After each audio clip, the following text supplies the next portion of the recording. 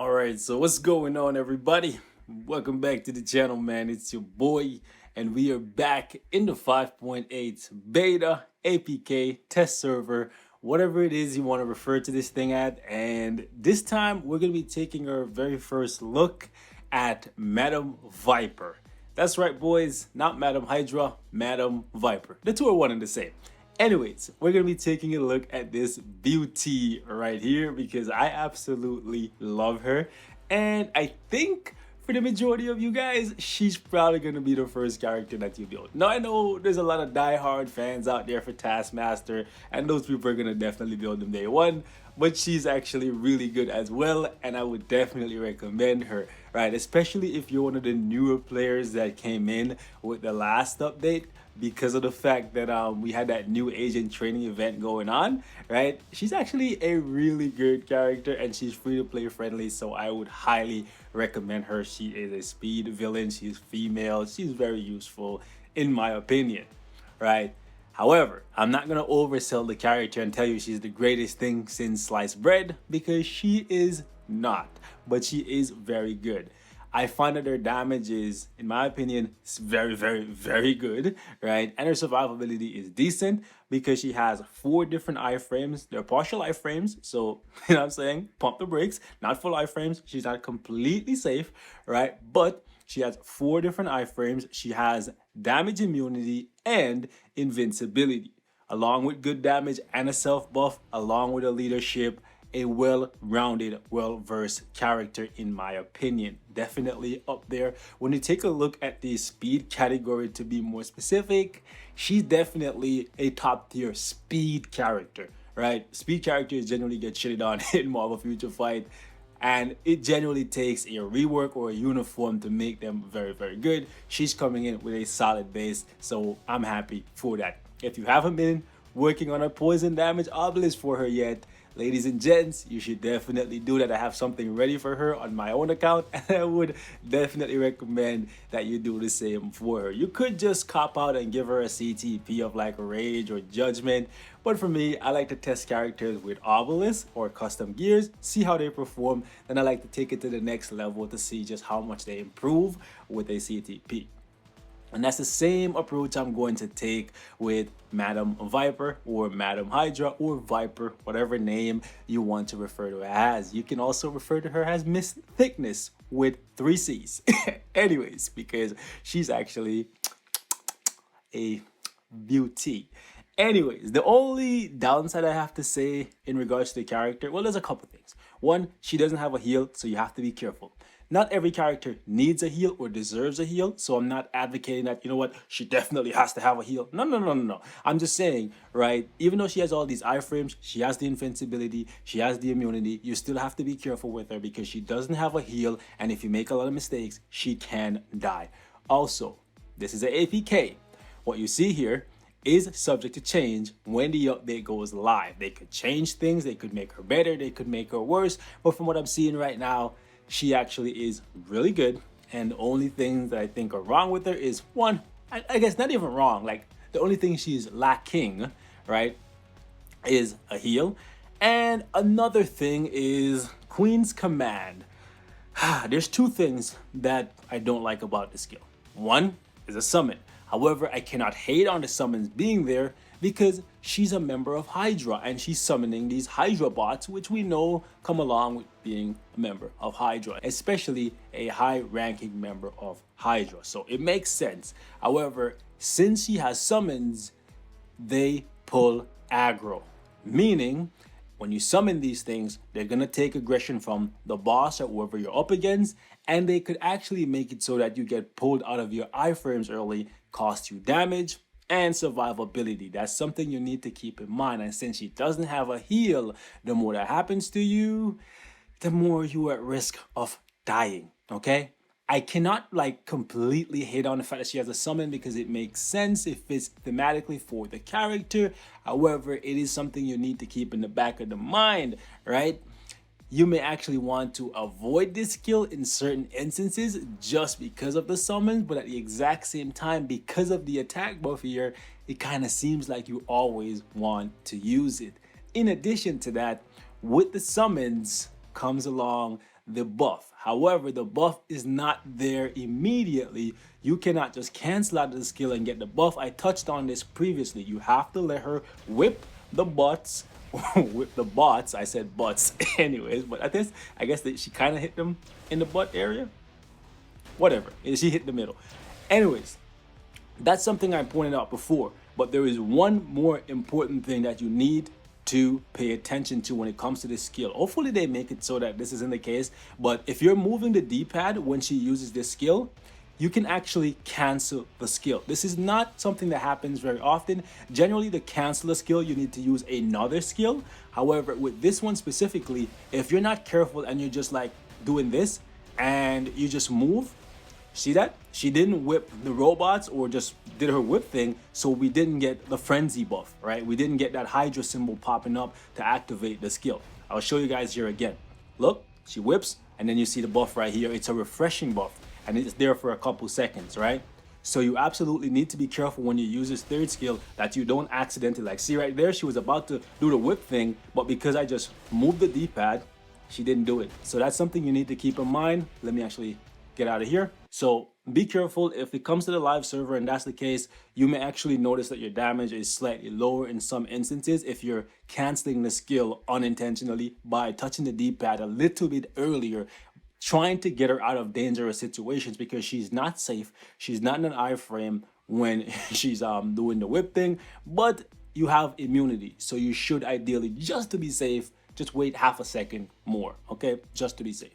So this is what the setup on the APK looks like, and yeah, don't have much invested, but she's level 70 gear 25, but don't take that for much. This is a test server with a test build. Let's take her into some content so you can see how she actually plays out. For those of you guys who are going to be building her day one, I will definitely be among you. Her and Taskmaster day one. Zemo probably gonna still get build. It might be a day two type of thing, but it is what it is. Also, she's a speed type, she's physical, so she works against Proxima, not against Ebony. That's unfortunate. Anyways, it's fine because we need more characters that can take down Proxima, right? Anyways, let's pop in. We're gonna take these girls out of here. I was testing her against Corvus earlier because obviously she's a speed type, and we're gonna rock with Anti-Venom just because we can make mistakes with him and we'll get the heal. Also, she's immune to the toxic meteor, right, 90% of the time, so that's additional value. I like when poison characters get that tag. All right, so we're gonna go boom, let the Hydra thing pop, then we're gonna go 5, decent damage. Ooh, that close up though, you gotta be careful when that skill ends. I wish the paralysis lasted a little bit longer on the fort. Proxima can escape. That's something you need to keep in mind, fellas. The fort actually does good damage as well, so when that happens you can resort to your fort. And right there, I was trying to get out of a tight spot, so I moved the D-pad a little bit early, and I did not get the frenzy buff. So she has 2 skills that does really good damage. Okay, we got the frenzy buff, and also you don't have to worry about your damage proc activating on your 3rd skill. I have never seen that happen for me. Not saying it cannot happen, but it doesn't seem to happen that often for me, or at all. It never happened for me. So hold up. The good thing about the summon is they'll take some heat off of you when you're in a fight like this against Proxima, but Proxima will target them, and when she's targeting them and she's jumping backwards, she can jump out of the radius of your attacks. So you have to keep that in mind. Okay, good thing I didn't go after you. Can she outrun this? No. Okay. Oh yes. I was trying to dodge that thing and I didn't get the frenzy buff. Whew, there was nothing there. That was cheap. And she was targeting the robots, so she... Wow. I might die. And I was trying to get out of that, so I lost the buff. The summons definitely hurt her. Ouch. Ouch. The summons definitely hurt her a little bit. I would have liked it if the summons were on a different skill. Like if they had put the summons on the 1 or the 2, that would have been better for her. For me, right? I just don't like the fact that the summons are on a skill that has an attack buff, so you kind of have to use it.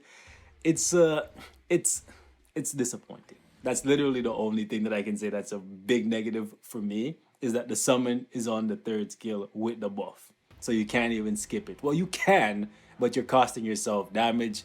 But the thing is, by having the summons out, you're costing yourself not only damage but also survivability. So is it really worth it? Sometimes I don't think so. So yeah, especially against this guy. So like that, he's targeting the summons while I'm in an iframe. Nice. It's good. Ooh, hold up, bro. That was my fault. Nice. Oh wow. At least he moved into it. Because the first half we were doing like no damage. Okay. Also, do not interrupt her 5th skill, because the last half does a good amount of damage. Like there's a little part in the middle where the damage isn't looking that good, but then at the end it picks up. Okay.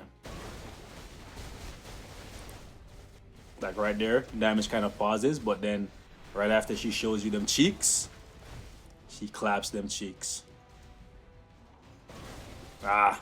He iframed because he was trying to dodge the beams from the robots. So she kind of has the Nightcrawler syndrome a little bit, or the Kitty Pryde syndrome. Woo!